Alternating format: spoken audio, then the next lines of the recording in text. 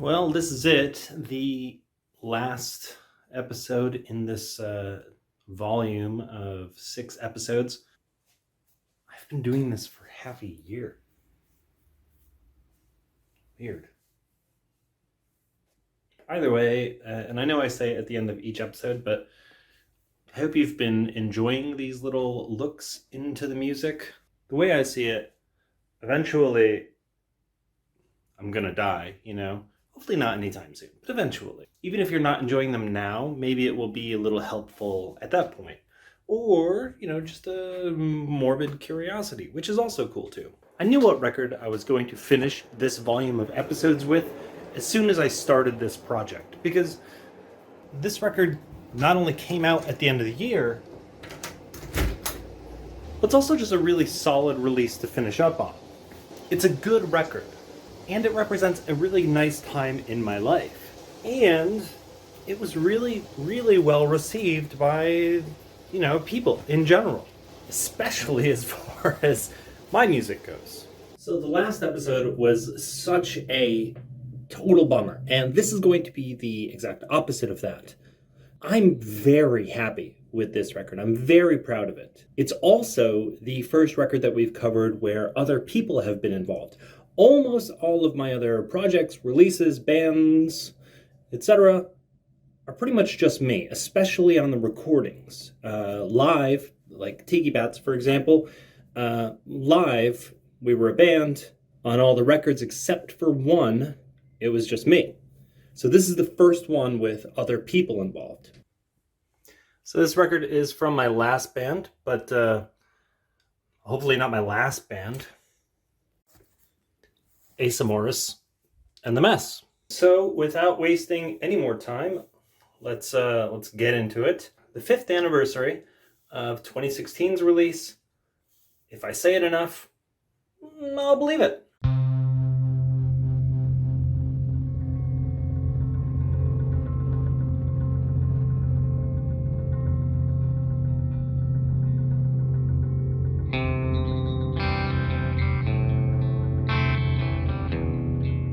Alright, so this record, we need a little backstory, a lot of backstory. Because really, this record began almost 2 years before it was finally released on December 24th of 2016. During 2015, when I was recording all of those little off-the-cuff 4-track EPs, I got dragged to an open mic sometime in March. I hadn't played a live show in about 2 years, and I wasn't feeling great. I had some pretty bad stage fright, which continued for months after that. But I kept getting told that I need to get out of the house.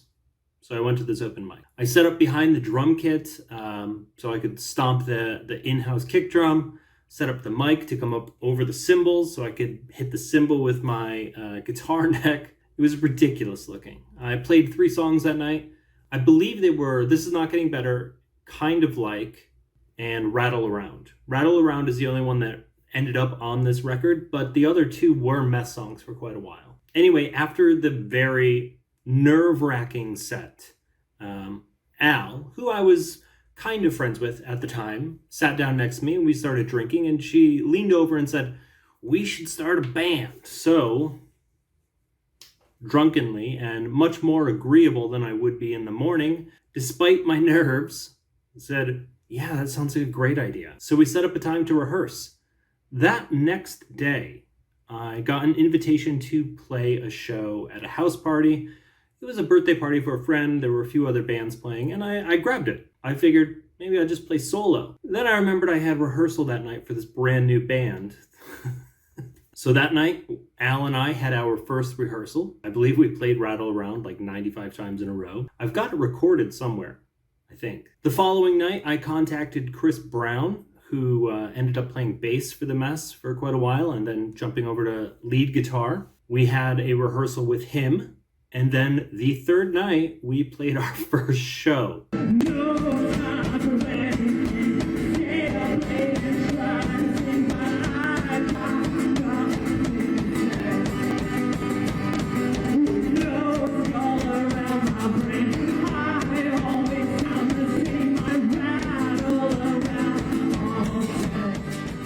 After that, we were playing 3 or 4 times a week. The 3 of us most of the time, sometimes just 2 of us. Bars, house parties, street corners, 2 or 3 open mics a night, anywhere that would let us get up on stage.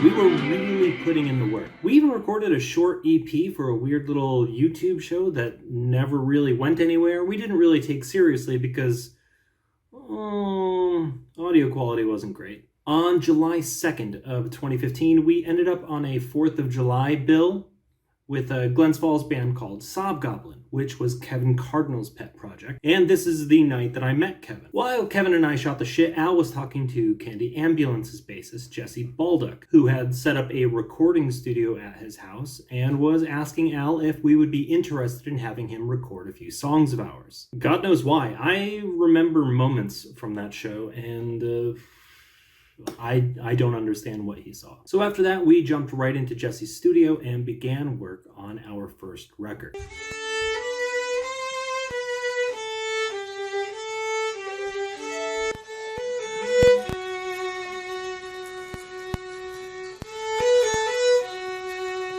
At the time, our sound was simple: an acoustic guitar, vocals, bass, a kick drum, and a violin, or accordion, depending on where Al's head was at the time. We recorded 2 scratch tracks that first night to try to nail down how we wanted to sound in the studio and which methods of recording we wanted to use to get that sound. First, of course, we recorded Rattle Around.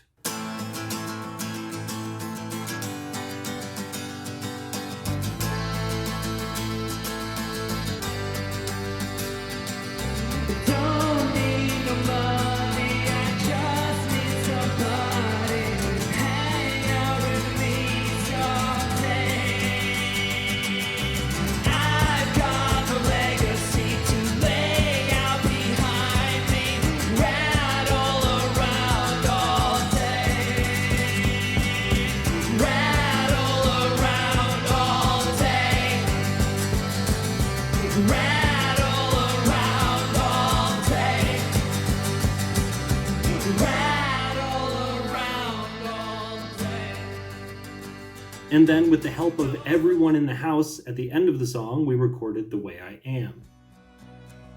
I just won't stay inside.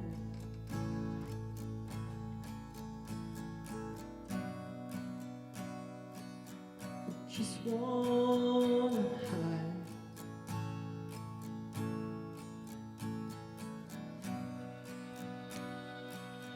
Don't wanna leave your life.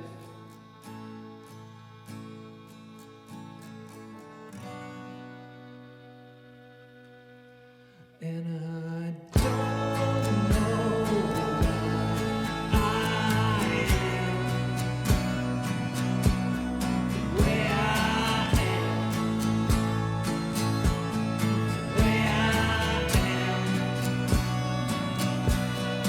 where I am,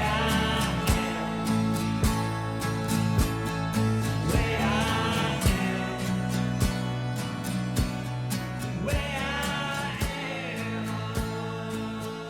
And there were so many mess songs that never got a proper recording, or a recording at all in quite a number of cases. But after that, we got to work. Every couple of weeks, we would go in, we'd record 2 or 3 songs, lay down some overdubs, try to really work it out. We did this for a full year. During our live sets, we were occasionally bringing in guest drummers. Sometimes it was planned. Sometimes we would just grab one from, if there was another band playing. Sometimes it worked out.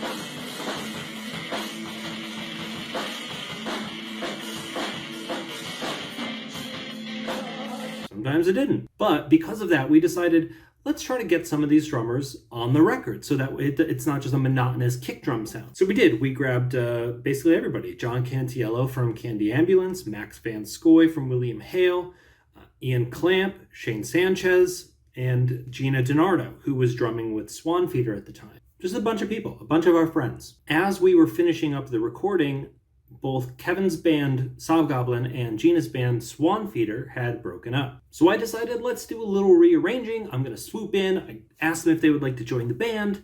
They did, and we went from being a small little simple 3-piece to a big loud 5-piece, essentially overnight. Again, we rehearsed as a 5-piece maybe twice before our next show. And I'm not gonna change your mind. What can I make up your mind? Let's find.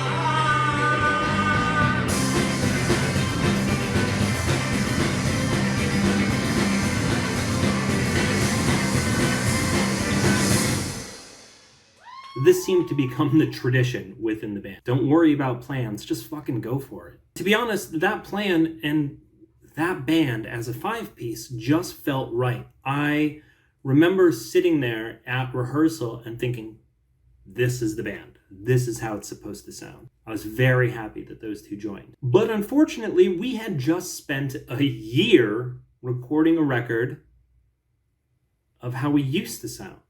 I remember sitting in Jesse's little control room as we were beginning to mix the record and being very disheartened. Not only that the sound of the record was not accurate anymore, but also our performances in general were sloppy because we were just starting out while we were recording the record, so we hadn't really worked everything out. We weren't a tight band at all, which live was cool, but on a record, it wasn't. And I jumped out of my chair and I called Al and I said, fuck, the record sucks. What are we going to do? We just spent all this time and money to do this. Jesse came to me and he said, listen, I know that this isn't how you guys sound anymore. And for Kevin and Gina, it would be really bad to, put on shows for a record that you're not actually on. You guys paid me well. So how about we just scrap that record and I'll record 5 songs for you. We'll put out an EP as the new band. Yeah, sounds good. So that became the plan. So on September 6th of 2016, we scrapped the entire record. We got the 5 of us in a room. And despite the fact that we've only been playing in that lineup for maybe 2 months, we banged out the entire instrument tracking for that record in an afternoon. Really less than an afternoon, maybe an hour. And a week later, I laid down my vocal track. One song right after the other. Again, quickly, probably in under a half an hour. Because we did these tracks sequentially, by the end of the record, you can really hear how torn up my voice is. And it's an effect that I think really works well. The record begins the same way most of our live sets at the time would begin. 1, 2, 3, 4, boom. 1, 2, 3, 4.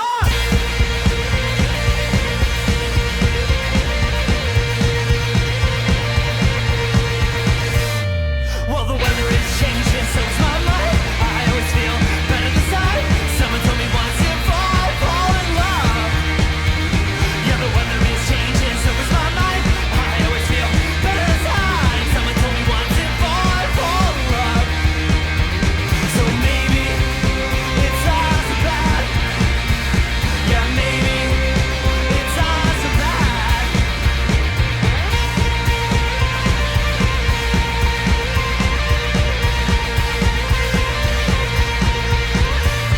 Yeah, the weather is changing, so is my mind. And I always feel better inside. Someone told me once if I fall in love. Yeah, the weather is changing, so is my mind. I always feel better. This recording, to me, really encapsulates the way the band sounded at the time. It's just pounding, loud fucking music. Barely contained chaos. I absolutely love it. So let's play a game. I'm going to play you my original recording of the song, just so you can see how much it had grown and changed over the years and with the addition of these 4 excellent musicians. Well, the weather is changing, so is my mind. I always feel better this time. Someone told me once to fall, I fall in love. Maybe it's not so bad. And maybe it's not so bad.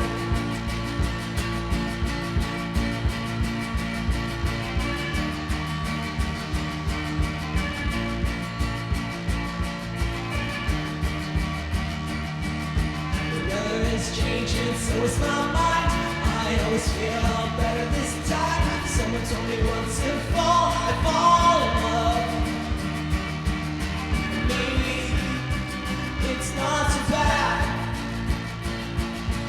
Maybe it's not so bad.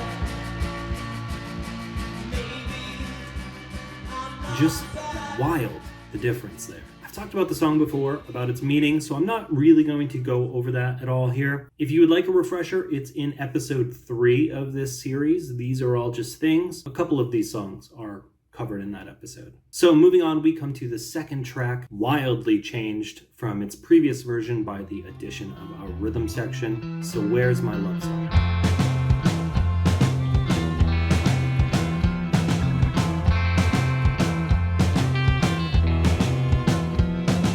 And everyone thinks that they deserve to be someone, but I am no one.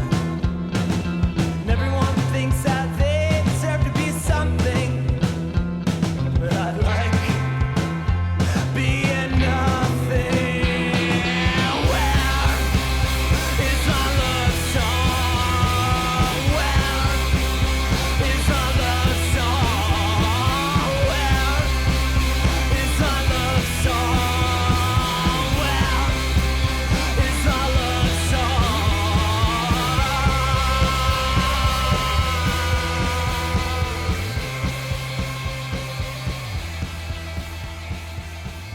Now this song was in previous mess sets for quite a while. Always an angry little bouncy song. Everyone thinks that they deserve a love song. Where is my love song? And everyone thinks that they deserve a love song. Don't want to live on. Where is my love song? Where is my love song? But Kevin's bass line and the ba-ba-ba-ba-ba drums, they give it this whole new, great, danceable, bizarre little dimension. So again, here is my original version of that song from my 2015 EP, A Small Corner. Everyone thinks that they deserve a love song. Where is my love song?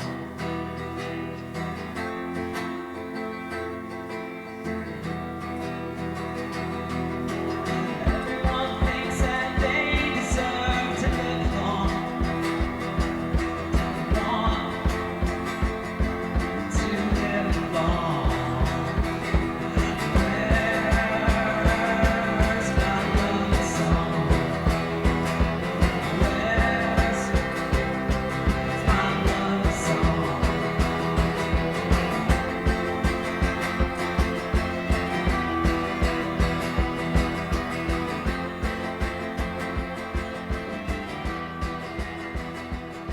I'm really enjoying looking back and seeing how these have grown and changed and become their own new, fresh things. This song, because I haven't discussed it yet, is kind of about getting over the idea that you need to be validated in any way by anyone. Lyrically, I guess it is kind of a muddled message, but I was drunk when I wrote it. Cut me some slack, damn. Up next, the third track, and technically the first single from the record, I've Got a Way of Losing My Sit Love. on the porch and count cars.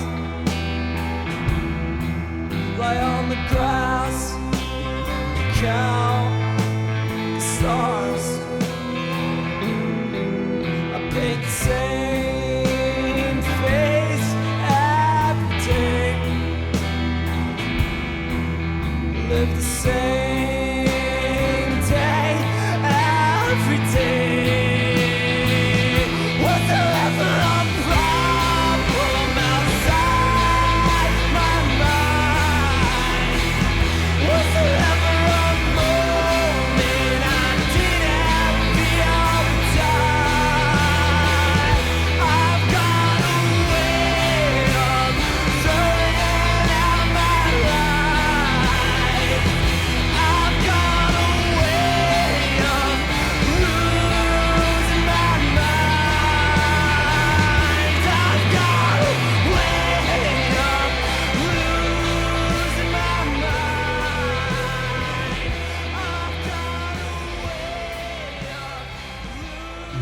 chord progression throughout the whole thing. A ton of my songs were like that at the time. They all had really minimal structures, and I was attempting to change the feelings and the tones of the songs, not with those structures, but with intensity or volume, chaos.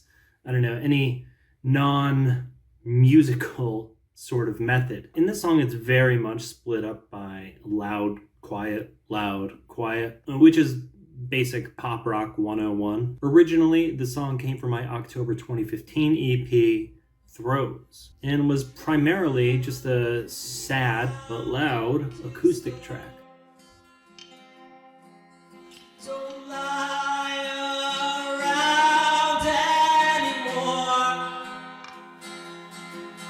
Always find myself pacing the floor. I've got a way of closing my mind. I've got a way of throwing out my time. I want to feel like something is mine. I want to feel like I'm worth your time. I've got a way of losing my mind. I've got a way of losing my mind. I've got a way of losing my mind. I've got a way of In whatever instrumentation this song utilizes at the time, be it distorted guitars or just acoustic guitars, the bones of it, the loneliness and the anger are always more than present, in my opinion. Lyrically, the song is about just kind of pushing through the days to keep going, but with the constant pricking of each moment passing over you, the clock just deafeningly ticking away. Over the last 5 or 6 years, I'd like to think that I've got a solid handle on or have solved most of the problems that I was having at the time. But the pain of passing moments, the stress of it, I'm not sure if I'll ever work through that. Up next, the fourth track, a real mess staple and Asa staple for a long time, Rattle Around. With no score inside my head, I can only lay in bed and rattle around all day. Rattle around all day. Rattle around all day. Rattle around all day. And I always feel the same, a constant cloud of gray. Nothing makes a change. With no skull around my brain, I can only sound the same. Just rattle around all day. Rattle around all day. Rattle around all day. Rattle around all day. Rattle around all day.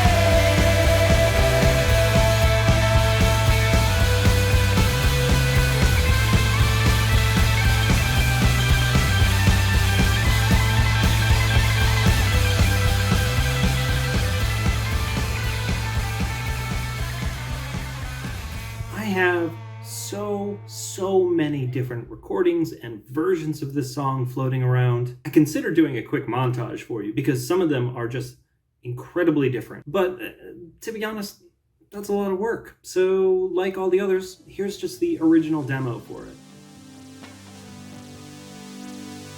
Don't need no money, just need somebody to hang out with me some days.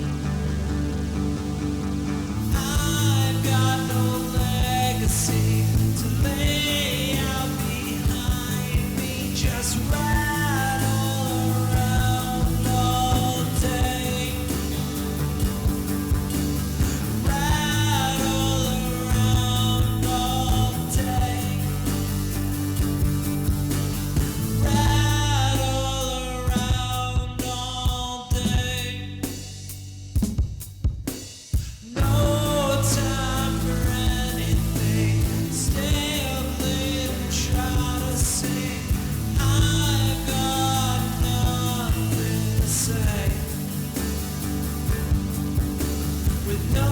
skull around my brain.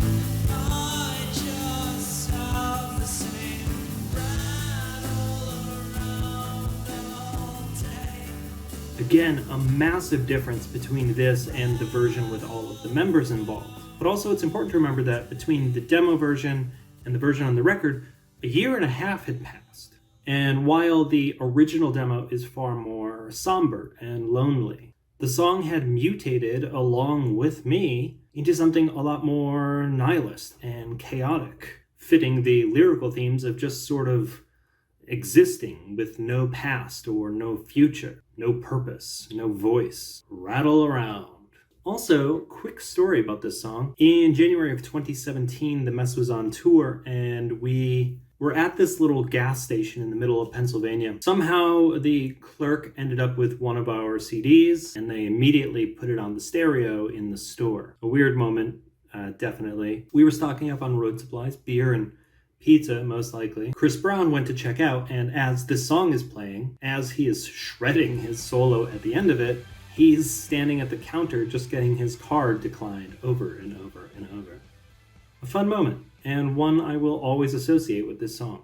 Finally, we come to the last track, the end of the record, maybe the prettiest track I've ever been involved with. The second single from the record, These Are All Just Things.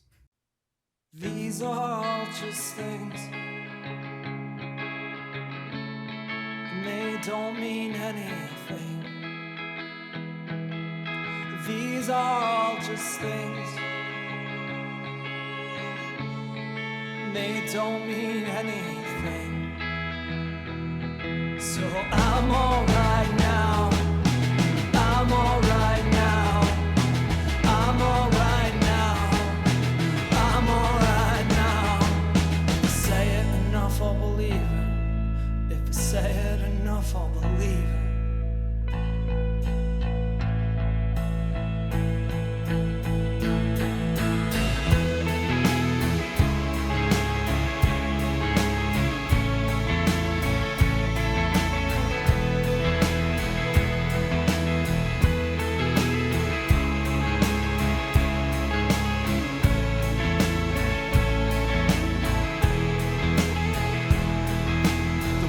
I have to sing, they don't mean anything. Now here you can really hear how scratched up my voice has become. It sounds great to me. Everything in this track sounds great to me. Just fantastic performances from the band, perfect production from Jesse. Very, very proud of this song and this recording specifically. Especially when we compare it to the original demo. These are all just things, they don't mean anything. I'm alright now, I'm alright now, I'm alright now, I'm alright now. If I say it enough, I'll believe it.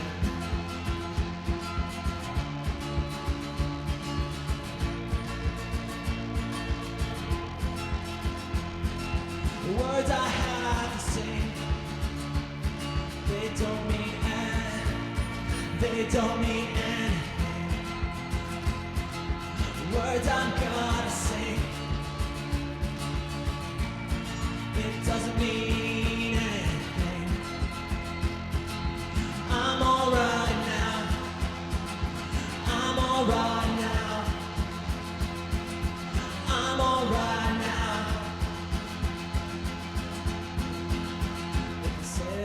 I believe it. If I say it enough, I believe it. If I say it enough, I believe it. If I say it enough, I believe it. Now, just like maybe, we did cover this song in the third episode of the series, so we're not going to get into lyrical themes or whatever. What I will say, though, is that this is another song that went through many, many versions.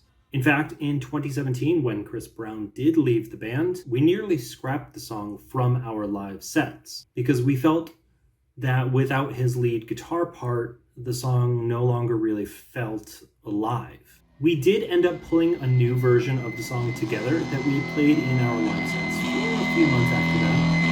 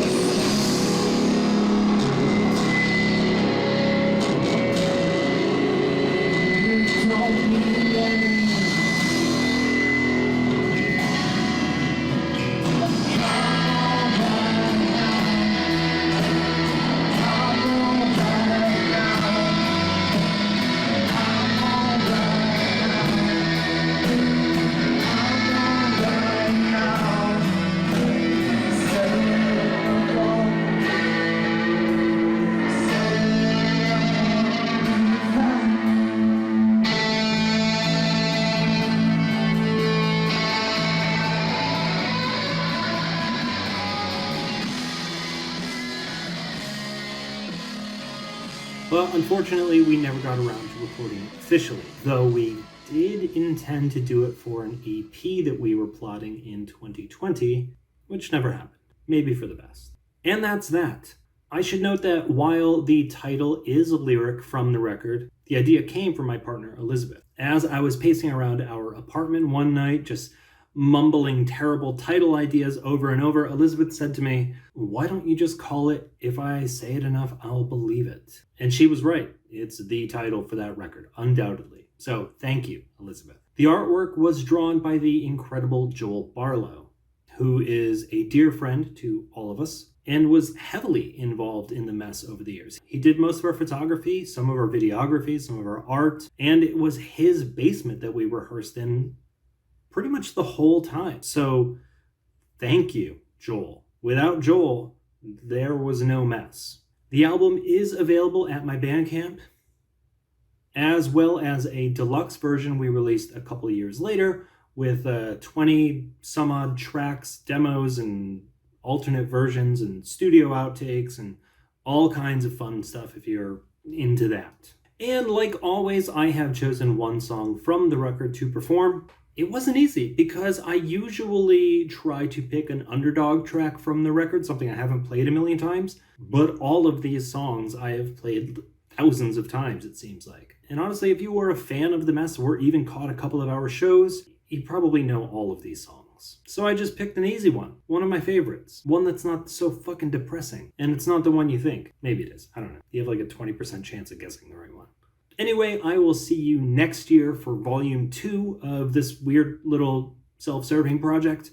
Thank you so much for hanging out. I really hope you're enjoying it. If you've got suggestions for albums you would like me to cover, let me know. I'd be happy to. I hope you have a great holiday, or if you're watching it after the holidays, I hope you had a great holiday. Anyway, take care, and I'll play myself out. 1, 2, 3, 4.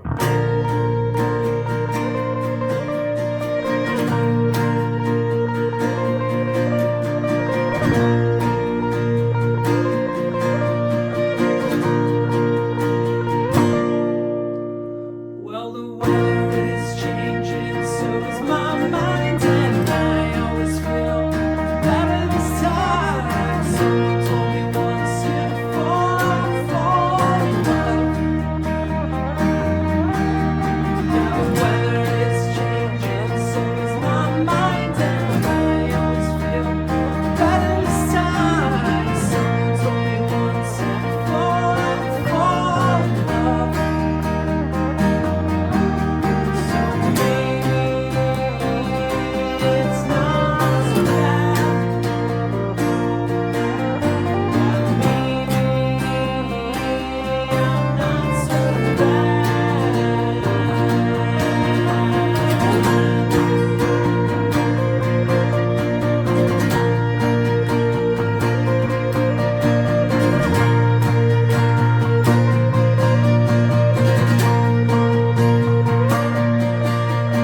The weather is changing, so is my mind, and I always feel better this time. Someone told me once in fall I fall in love. Yeah, the weather is changing, so is my mind, and I always feel better this time. Someone told me once in fall I fall in love. So maybe it's not so bad. Yeah, maybe it's not so bad.